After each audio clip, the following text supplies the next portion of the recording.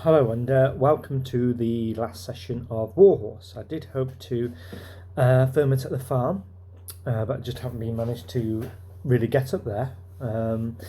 So what I will do is just show you one last video of the horses and the geese at the farm, but that will be tomorrow.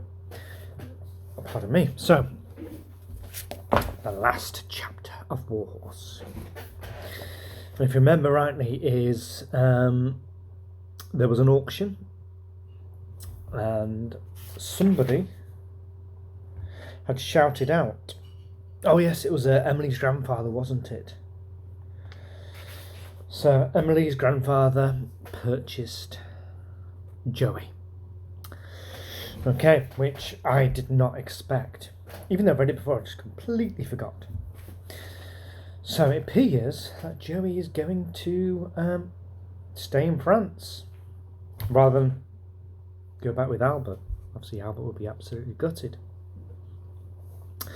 There was a look of resigned dejection on Sergeant Thunder's face as he and Major Martin spoke together with Emily's grandfather after the sale. The yard was empty now of horses, and the buyers were all driving away. Albert and his friends stood around me, commiserating with each other, all of them trying to comfort Albert. "No need to worry, Albert," one of them was saying. "After all, could have been worse. Couldn't it? I mean, a lot more than half of our horses have gone to the butchers, and that's for definite. At least we know Joey's safe enough with that old farmer man." "How do you know that?" Albert asked. "How do you know he's a farmer?" I heard him telling old Thunder, didn't I? I heard him saying he's got a farm down in the valley. Told old Thunder that Joey would never have to work again so long as he lived.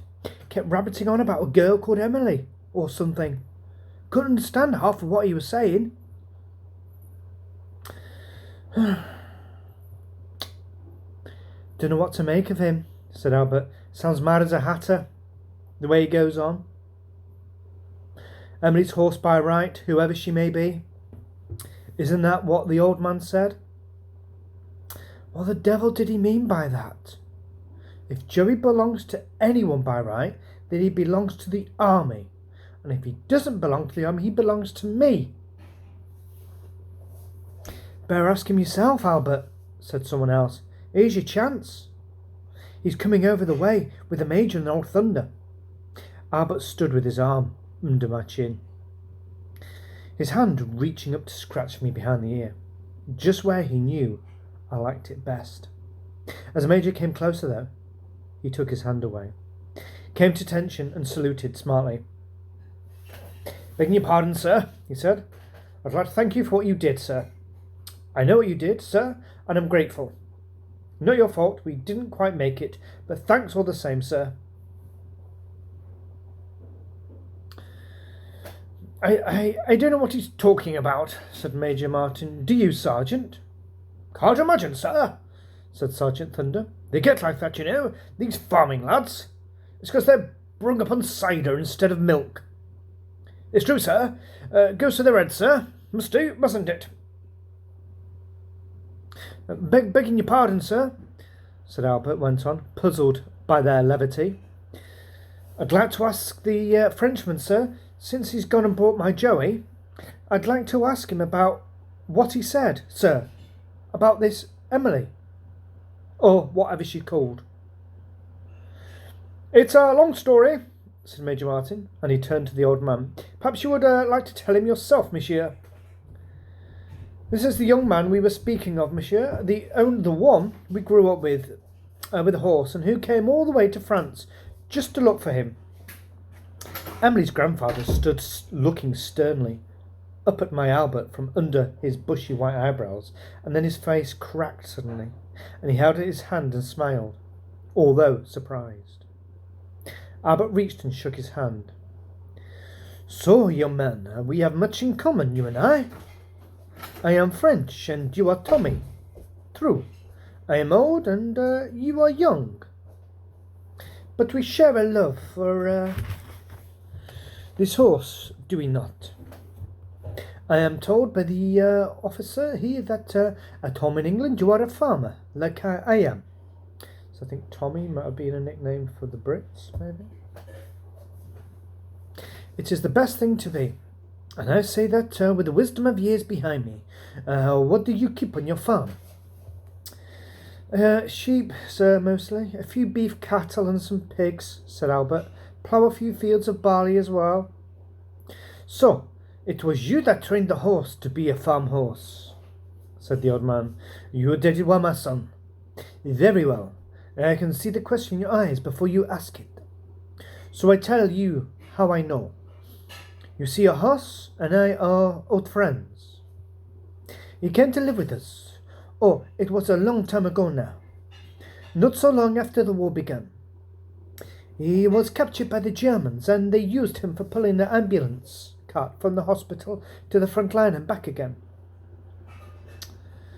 There was with him another wonderful horse, a great shiny black horse, and the two of them came to live in our farm that was near the German field hospital. My little granddaughter Emily cared for them and came to love them like her own family. I was all the family she had left. The war had taken the rest. The horses lived with us for maybe a year, maybe less, and maybe more. It does not matter. The Germans were kind and gave us the horses when they left, and so they became ours, Emily and mine. One day they came back. Different Germans, not kind like the others. They needed horses for their guns, and so they took our horses away with them when they left. There was nothing I could do. After that, my Emily lost the will to live. She was sick, child anyway, but now, with her family dead and a new family taken from her. We just read. She was sick child anyway, but now with her family dead and a new family taken from her. It's a bit of a shock. She just faded away and died last year. She was only 15 years old. But before she died, she made me a promise that I would find the horses somehow and look after them. I have been to many horse sales, but I have never found the other one, the black one. But now, at last, I have found one of them to take home and care for, as I promised my Emily. He leaned more heavily on his stick now, with both hands. He spoke slowly, choosing his words carefully. Tommy, he went on, you are a farmer, a British farmer, and you will understand that a farmer, whether he is British or French, even a Belgian farmer, never gives things away. I can never afford to. We have to live, do we not? Your major and your sergeant have told me how much you love this horse. They told me how every one of these men tried so hard to buy this horse. I think this is a noble thing, huh? I think my Emily would have liked that. I think she would understand that she would want me to do what I will do now. I am an old man. What would I do with my Emily's horse? He cannot grow fat in a field all his life, and soon I will be too old to look after him anyway. And if I remember him well, I do. He loves to work. Does he not? I have, how you say, a proposition to make to you. I will sell my Emily's horse to you. Sell? Said Albert, but I cannot pay you enough to buy him. You must know that. We collected only £26 between us, and you paid £28. How can I afford another £2? You don't understand, my friend, the old man said, suppressing a chuckle.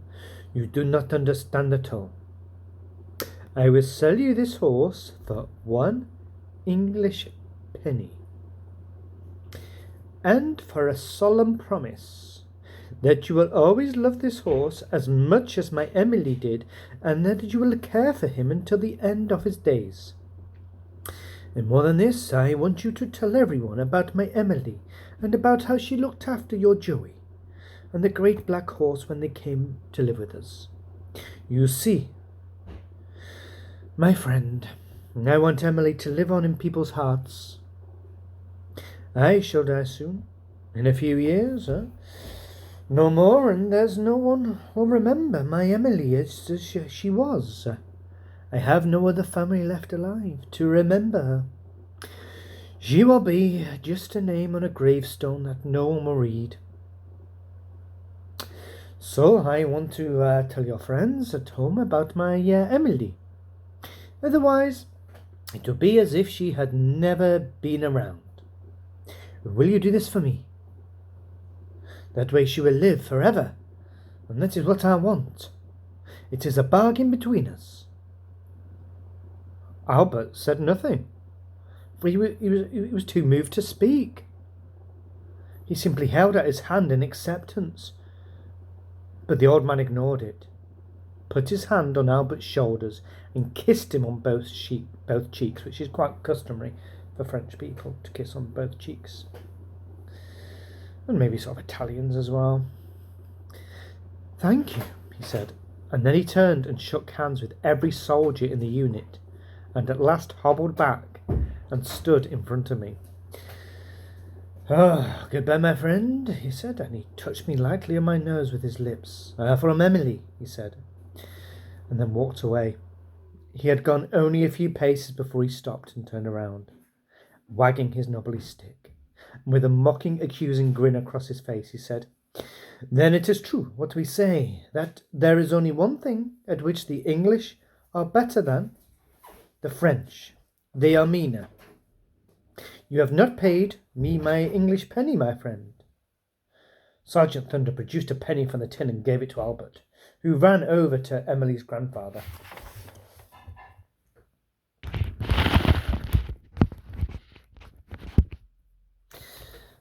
I shall treasure this, said the old man. I shall treasure it always, this English penny. And so I came home from the war that Christmas time, with my Albert riding me up into the village. And there to greet us was the silver band from Hatherley and the rapturous pealing of the church bells. Both of them were received like conquering heroes, but we knew that the real heroes had not come home. That they were lying out in France alongside Captain Nichols, Topthorne, Friedrich, David, and little Emily. My Albert married his Maisie Cobblelock, as he said he would, but I think she never took to me, nor I to her for the matter. Perhaps there's a feeling of mutual jealousy. I went back to my work on the land with dear old Zoe, who seemed ageless and tireless, and Albert took over the farm again and went back to ringing his tenor bells. He talked to me of many things after that, of his aging father, who doted on me now almost as much as his own grandchildren, and the vagaries of the weather and the markets, and of course about Maisie, whose crusty bread was every bit as good as he had said. But try as I might, I never got to eat any of her pasties. And do you know? She never even offered me one. And that's it. It has finished. I'm sure my wife doesn't want to be in the video, even though she has been. So yeah, definitely a kind of roller coaster of kind of emotions there at the end. With thinking about, we thought that Joey was going to go to live in France, but when Emily's grandfather found out how much Albert loved Joey and that he could look after her, then you could see that that was the best place for him. And then Albert's living happily ever after, married, children, running the farm. But Joey doesn't really get on with Albert's wife, but maybe there is a bit of jealousy there that Albert's spending lots of time with Joey. So I loved that book. I thought that book was brilliant. But I want to know what you thought of the book. So what did you like? Do a little bit of a book review. What did you like about the book or dislike about the book? What were your favourite moments in the book? I could say who's your kind of, apart from Albert, who's your favourite character and why? How could the book been better? Maybe it could have been improved by having a very, very happy ending instead of like talking about Emily dying and stuff. Excuse me.